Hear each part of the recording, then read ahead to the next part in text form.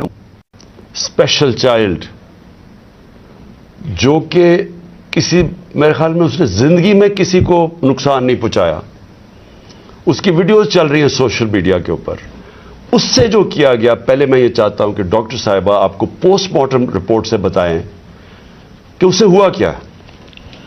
بسم اللہ الرحمن الرحیم۔ سب سے پہلے تو میں آپ کو ذل شاہ کے بارے میں تھوڑا سا بتاتی چلی جاؤں۔ میرے حلقے کا یہ بچہ تھا اور 10 سال سے جس وقت سے میں اس حلقے میں گئی ہوں، وہ ہمیشہ ہمارے ساتھ خان صاحب کی تصویریں لے کے، جھنڈے لے کے، ہر وقت تو بالکل خان صاحب کا شدائی تھا۔ اور جب سے یہاں پچھلے 1.5 ماہ سے یہ باہر بیٹھا ہوتا، میری اس سے روزانہ ملاقات ہوتی۔ ایک سادہ لو انسان، اس سے کبھی کسی کو کوئی نقصان نہیں دیا، کبھی کسی کو کوئی تکلیف نہیں دی، ہمیشہ پیار سے وہ بات کرتا تھا، سب کے ساتھ وہ ملتا جلتا تھا۔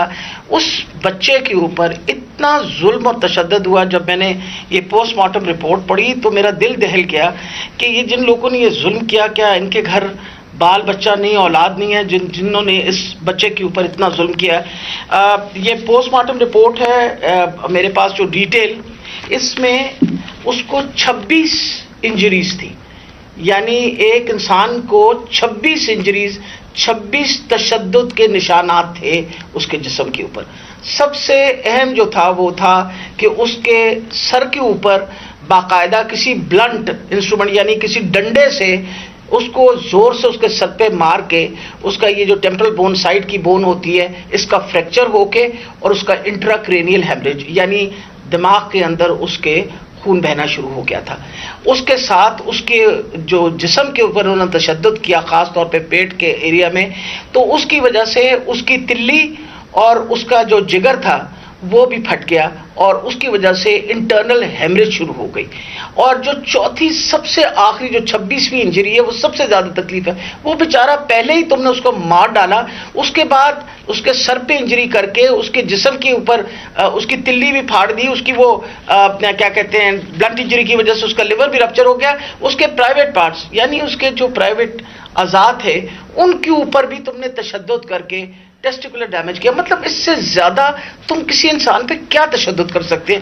میں تو یہ دیکھ کے رپورٹ میں آپ کو بتا نہیں سکتی کہ یہ ہم جیسے ڈاکٹرز جو ہر وقت ان چیزوں سے، ہمارا بھی دل دہل گیا کہ یہ ایک انسان کے اوپر، اور وہ بھی ایک ایسا سادہ لو انسان، اس کے اوپر اتنا زیادہ تشدد کیا۔ مین کاز جو اس کی ڈیتھ کی تھی وہ یہ تھا کہ اس کے برین کے اندر، جو اس کے دماغ کے اندر جو ہیمریج ہو گیا یعنی خون نکلنا شروع ہو گیا، اور جو تلی اور اس کے جگر سے جو خون نکلا، اس کی وجہ سے وہ بیچارہ بچہ جو ہے وہ اللہ کو پیارا ہو گیا۔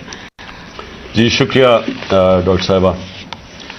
میں نے یہ چاہتا کہ آپ پہلے یہ سمجھ لیں، پھر سے میں یہ بتانا چاہتا ہوں، وہ اسپیشل چائلڈ تھا۔ وہ ایک کیوں اس سے سارے پیار کرتے تھے، کیوں؟ اور اس کی ذرا ویڈیوز دیکھ لیں، سارے سوشل میڈیا پہ اس کی ویڈیوز چل رہی ہیں۔ اس طرح کے انسان سے یہ تشدد کرنا، میں سوچتا رہا ہوں کہ اللہ ہم کدھر پہنچ گئے ہیں، یا ہم کدھر تک گر چکے ہیں۔ کیا ایک قوم اس طرح کی چیز کی اجازت دے، اور کیا اللہ کی برکت آ سکتی ہے اس قوم پہ؟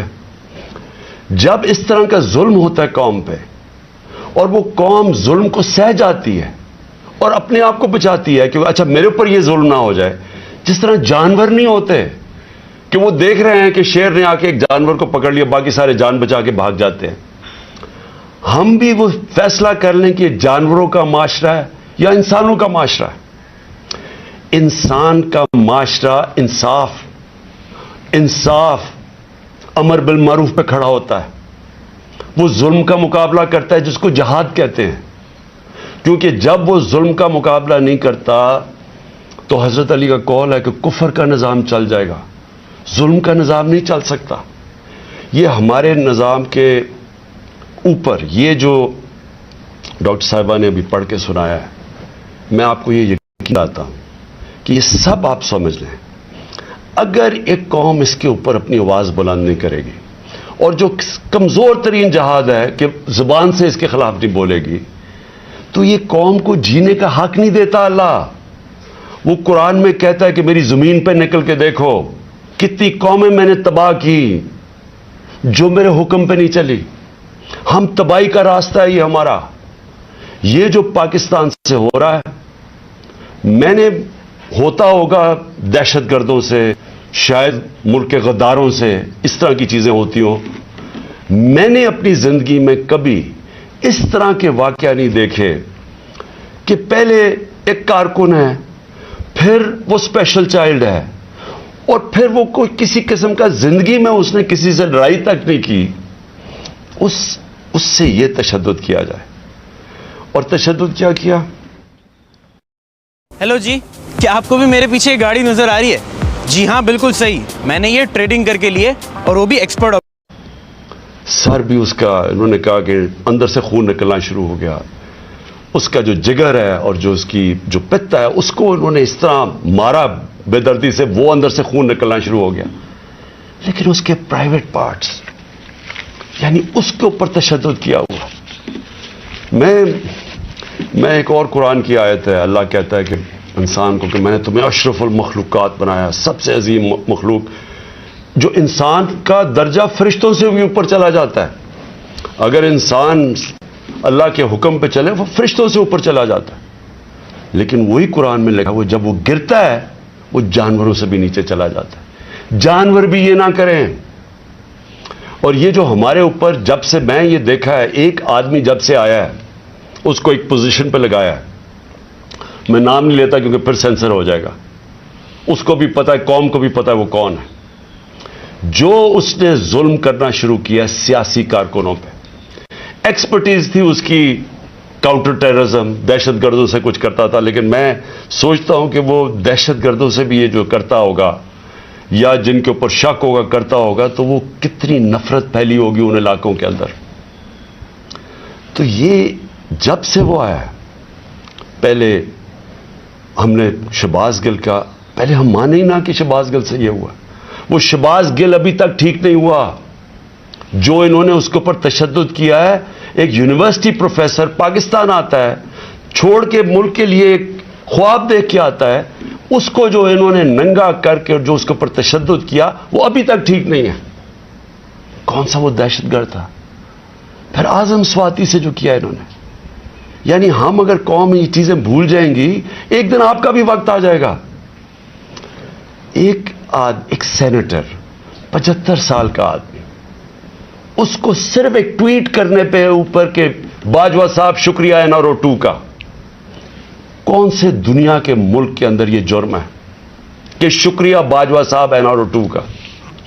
لیکن وہ کوئی سپر کنگ, کوئی فرعون, کہ کسی کی جرت پڑ گئی, رات کو اس کو مارا, پوتیوں کے سامنے اس کو 3 بجے آ کے گھر میں تشدد کیا. پھر اس کو اٹھا کے لے کے گئے اور نامعلوم افراد کے حوالے کیا, جنہوں نے ننگا کر کے اس کے اوپر تشدد کیا. اور جب اس کو مار رہے تھے تو سنا رہے تھے اس کی چیخوں کی آوازیں, اور اس میں بتا رہے تھے اس کو کہ بتاؤ یہ عمران خان سے کیا جائے گا. یہ ان لوگوں سے پالا پڑا ہوا اس قوم کو. اس کے بعد ارشد شریف سے وہ سب کو پتا ہے کیا ہوا. کیا ارشد شریف کا قصور تھا؟ ساری قوم جانتی ہے کہ وہ رائے حق کا آدمی تھا, کوئی اس کا ضمیر کی قیمت نہیں تھی, کوئی اس کو خرید نہیں سکتا تھا, ڈرا نہیں سکتا تھا. اس جیسے جرنلسٹ سے, صحافی سے انہوں نے کیا. اور پھر سوشل میڈیا کے بچوں سے, میں نے آپ کو بتایا ماں باپ کا مجھے آیا کہ ہمارا بیٹا ابھی تک ٹھیک نہیں ہوا. کوئی ٹویٹ کرنے پہ اس کو اٹھا کے لے گئے, 2 دن اس کو رکھ کے یہی ننگا کر کے مارا. وہ کہتے ابھی تک وہ ذہنی طور پر ٹھیک نہیں ہوا. کتنے سوشل میڈیا کے بچوں نے مجھے یہ بتایا کہ انہوں نے ٹویٹس کے اوپر اٹھا کے لے گئے ان کو. دہشت کہ کیسے کسی طرح ہم ان کو بھیڑ بکریوں کی طرح بنا دیں, خوف اتنا پھیلا دیں کہ ان کو غلام بنا دیں.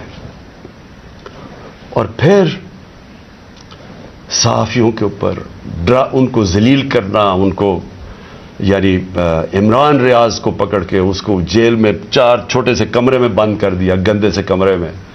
اس کو سمیع ابراہیم جیسے صحافی کو اس کو جا کے ذلیل کرنے کو, ایاز امیر دانشور, اس سے جو کیا, جمیل فاروقی کو اٹھا کے وہ بتا رہے ننگا کر کے, اس کو ننگا کرنے کا شوق ہے.